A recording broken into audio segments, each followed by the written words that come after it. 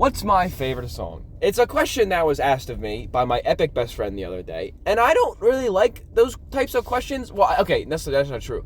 I love questions because I love to answer questions because I always have one. I always have an answer. But the thing is, it's always different, especially when they're asked like right out in the open like that, because I don't have time to think. I don't know exactly what my favorite song is, like to pinpoint down, like right away, like in that moment. Because. I've said that way too much already in this fucking span of like a minute, but because, it's I just did it again, cunt.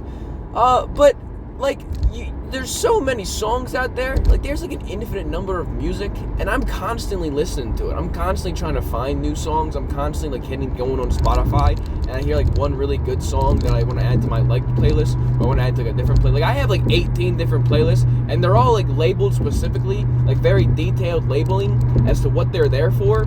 Like that, there's really a playlist that's just like songs that just sound kind of cool.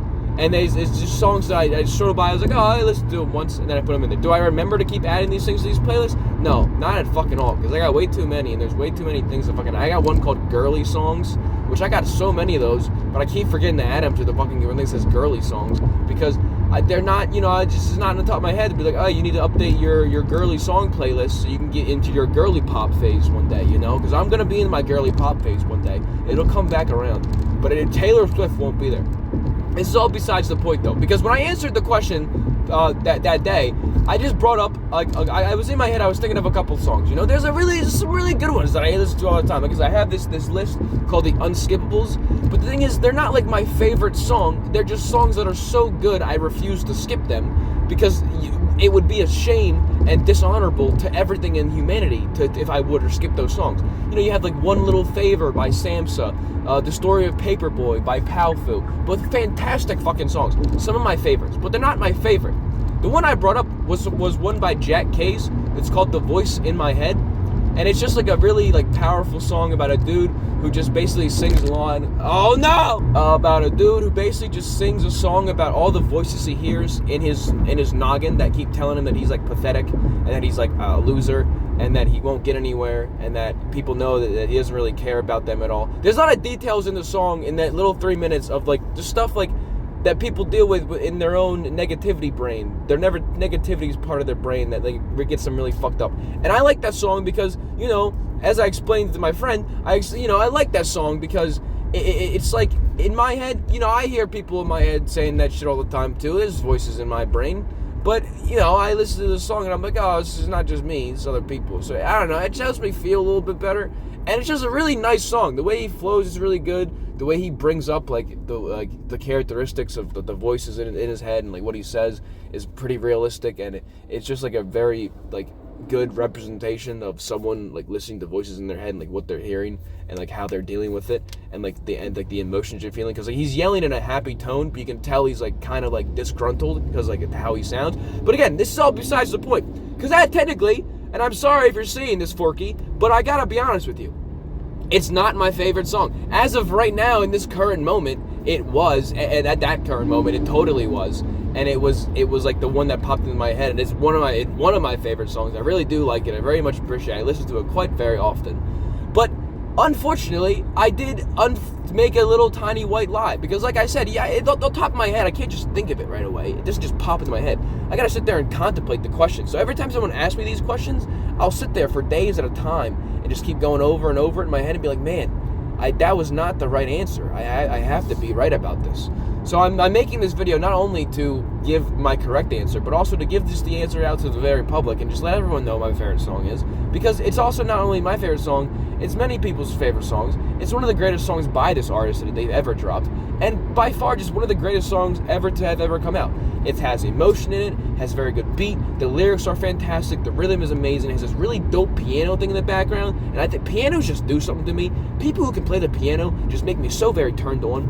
I don't know what it is. But if my buddy makes music, and he's got the song called Susie Saturn, and there's this bit in it where he goes hard on the piano, and every time he fucking plays that shit, it's just like I'm dripping, I'm just like the Niagara Falls. It's just coming right out, man. It's just so fucking orgasmic.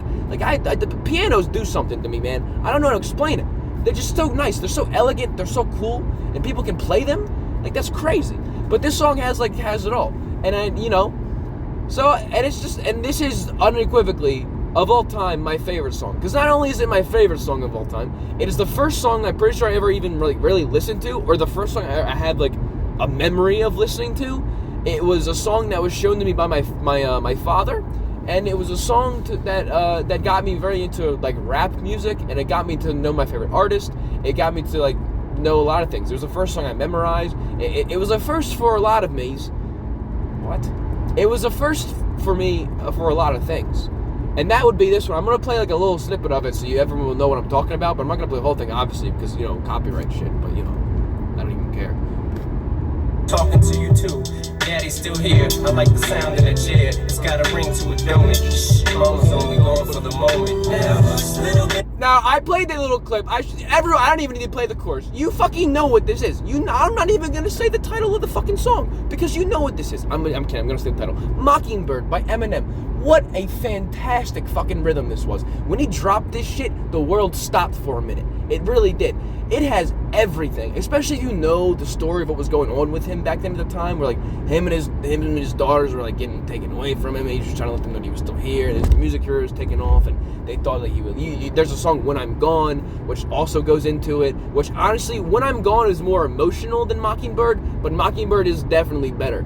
But When I'm Gone, you have it going his music career was taken off, and he doesn't want to leave him, and he feels that they're going away, and then you have Kim getting arrested on drug charges, and how the daughters are growing up with this fucking crazy lifestyle that they don't deserve to have happen to them, and then Eminem just feels so bad for them, and he's just trying to apologize so much on this song, and it's trying to just be a better person and a better father to him and everything like that, But unfortunately, all this shit is happening. He can't really stop it. And he even says something in the song. He's like, I'm sorry, He keeps saying, I'm sorry, I made you mad. Sorry, I did this. Don't hold back your tears. I can see you cry.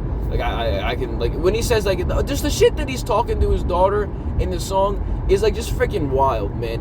And he's legitimately talking to Haley. And Lainey, too.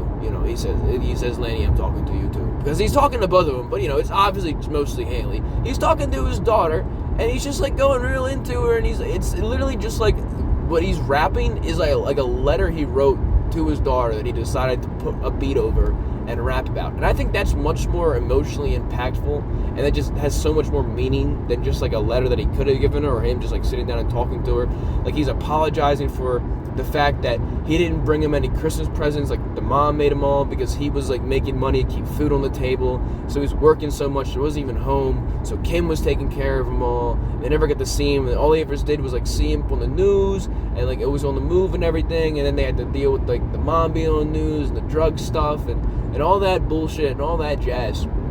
You like jazz? Now listen, man, I'm just saying, it's just a fucking fantastic song. It's a fantastic rhythm. It's one of the greatest songs I've ever heard in my life. And like I said, it's the first song that I even remember listening to. Why is this guy parked in the middle of a goddamn road? If he did not move, I would have fucking checked him with Epsilon, and I would have went fucking Super Saiyan mode with him, where my car would have been completely fine, and his would have been in fucking pieces.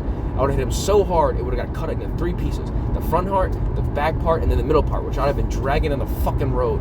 God damn it. People that do that shit piss me off. I got a little bit of road rage, but see, my road rage is different than normal road rage. My road rage is calm. I don't really scream and yell. I just make very, very, very weird threats.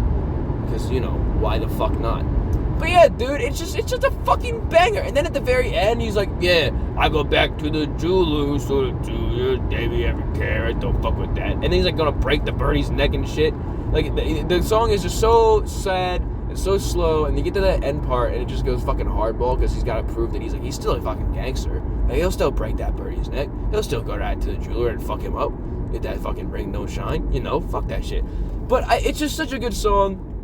But how he wants to provide for his daughters, and he wants a better life for them than he had growing up. Because, he even says that in the song as well. Growing up, all I had to see, I don't want you to see. You see just as much as I did.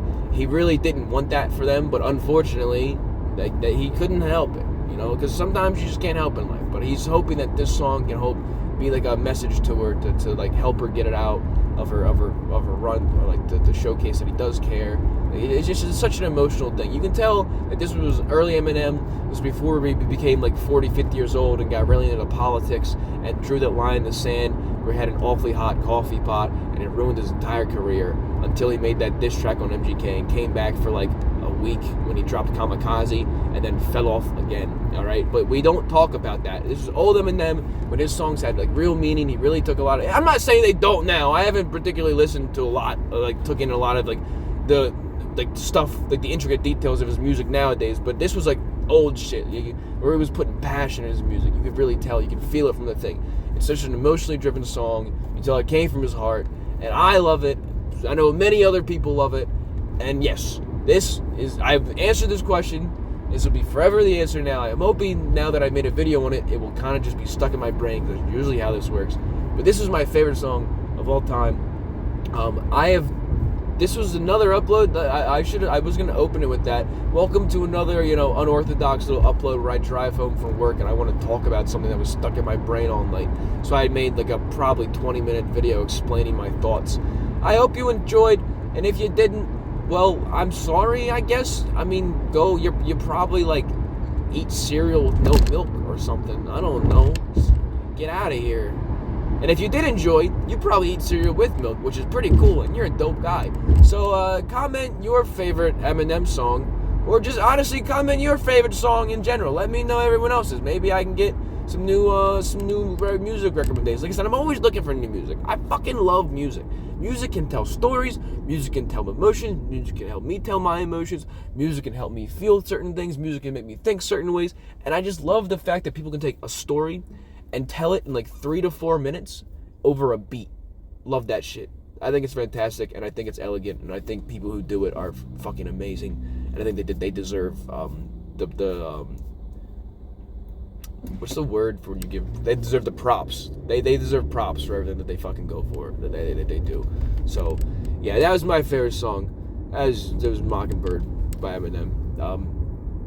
I'm sorry I lied the other day. I didn't mean to. I didn't know. I think about it.